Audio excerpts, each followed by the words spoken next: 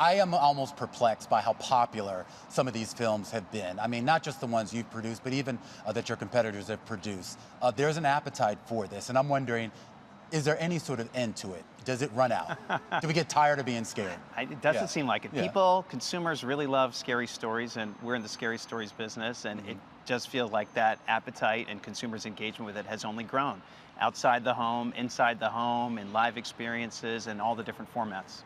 A part of the success of this company, part of the growth of it, has been kind of containing costs, producing things at a much lower level than other Hollywood studios, but at the same time ending up with a product that gets just as much in ticket sales or streams or whatever.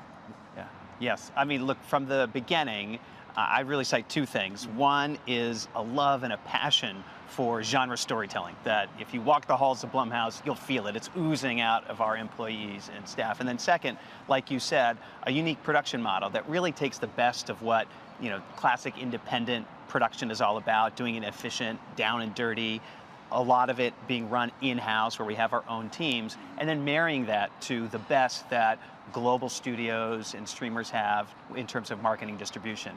And that combination, that's really, those things have been there from the beginning. And of course it's evolved, and the budgets have evolved, and the marketplace has evolved, but that thing has been there from the start. And absolutely, it is a unique element that we've got, those two things, a passion for scary stories and the way that we make them and get them out into the world. I mean, in talking about the evolution of the marketplace, there's been this whole debate in the movie business over the last many years, what works in theaters? Should you make movies just for streaming? If you put them in theaters, how long they should be there? You guys do a bit of both. You make projects just for streaming services. Your biggest titles debut only in theaters, at least initially. How do you decide what merits a theatrical release and what is okay just putting online? Yeah, it's a great question. Look, we start from the top of really being in this business as storytellers, as folks that produce content, and being less tied to any particular form of distribution. And then, just like you said, we then think about, for each individual project, what's the best way to bring it out into the world and have the biggest impact and generate the most business. For sure, the theatrical release model is an incredible way to generate cultural impact and value. I think we've seen through the course of the way we've released movies that having that sequential windows for consumers to engage with it works incredibly well. But there are some projects, we have one coming up later this year, Five Nights at Freddy's, that's actually going to be debuting theatrically and in the home at the same time. And you've got a very unique fan base there that's engaged with that property historically, at home via games. And so we really tailor the release for what works best for the project. And I think the movie business is still off. You give me the number, like 20, 25% from where it was before the pandemic, roundabout there. Yeah. Have you guys mapped out sort of the time frame on when you think it'll get back to that peak level, or whether it'll even grow past that at some point? Right. I mean, yeah, it is. The comp is really 2019 that you're thinking about, the sort of last normal pre-pandemic year. I think it's in the 30%-ish now, and maybe folks project that it'll end up in the 20s.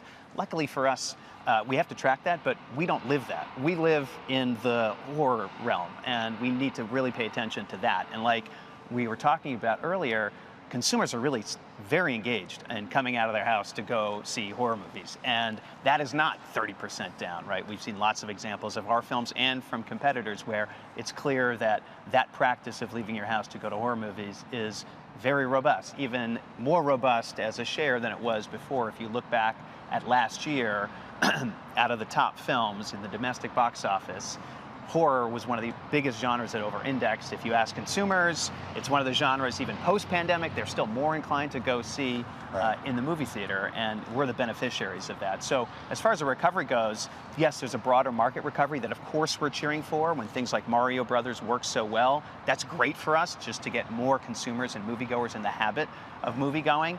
But that's just upside from what already feels like a very strong current at our back from what horror movie-going has been and has continued to be even through the pandemic. Let's talk about the costs and the effort to produce that content. A writer's strike, at least from one of the main writers' guilds here in Hollywood, began earlier this week. There is a lot of concern about how long it lasts, and more importantly, how would it affect your production schedule? Right.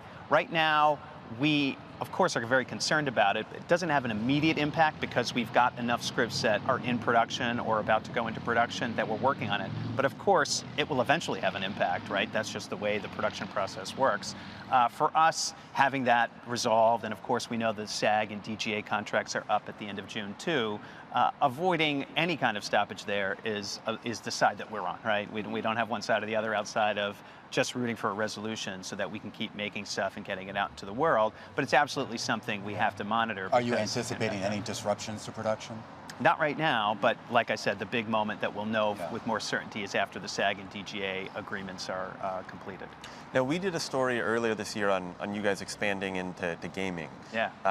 You know, what was the thought behind that, and what's your approach there? Yeah, it kind of starts with that same place of every place that consumers engage with scary stories, or scary stories can be relevant, we want to explore. And if there's a business model for us to participate there, we'll figure it out. And games absolutely falls into that bucket.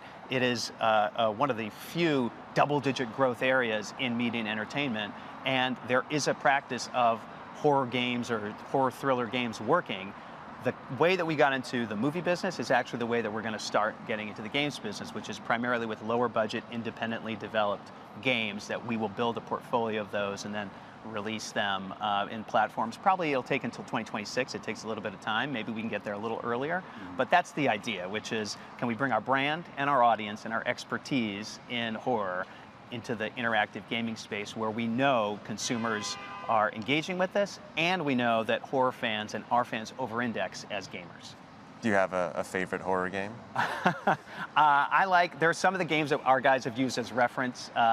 Soma and Inside are a couple of those, and there's a recent one called Dredge, which I know sounds funny. It's like a fishing horror game. That's a pretty cool one too. A fishing horror game. I have to look that one up. Yeah. I am curious though. I mean, it's funny you say, so you're pushing into games with basically taking the film content, those film franchises, finding a way to leverage that in gaming. We're actually focused on original ones. So these are all going to be original. Absolutely. So you're not taking with that. It's well, not I bring that up because I think about a couple of movies that have come to the screen or to the streaming lately that were basically video games that people realize, okay, we can make a movie out of this and people will watch it here.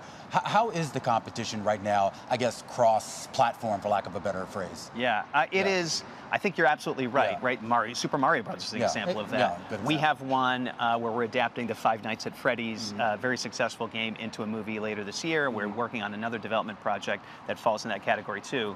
So even though we're not, as a primary focus in our games division, taking IP that exists and turning into games, we do think that's a possibility with the games that we do, that if they are successful, we can adapt them into film and TV. Frankly, it's one of the unique aspects that we bring to the table as a games publisher, where if you have a successful game in the horror space, we're there, right, to adapt it into film and television. So it's definitely in our mind, but we're starting with original IP because we think that's a more compelling way to go to get going. I have to ask you, though, about a broader question just about the California economy here. Obviously, at least where we're sitting right now, obviously Hollywood and film industry is a big driver of that. A lot of other industries out there. I'm just curious how you feel just about the business environment, the ease or maybe the difficulty in being able to do what you want to do in this state. We operate in our company's based in California, and so kind of don't know anything else. We make our movies and TV shows all over the world, but outside of, and sometimes we make our movies here. We just completed one called Night Swim that we shot here in LA. So for us, it has been a great home for our business. Obviously, the rest of Hollywood, our marketing and distribution partners at studios are all here. So for us, it has been a great place to work and to thrive as a company.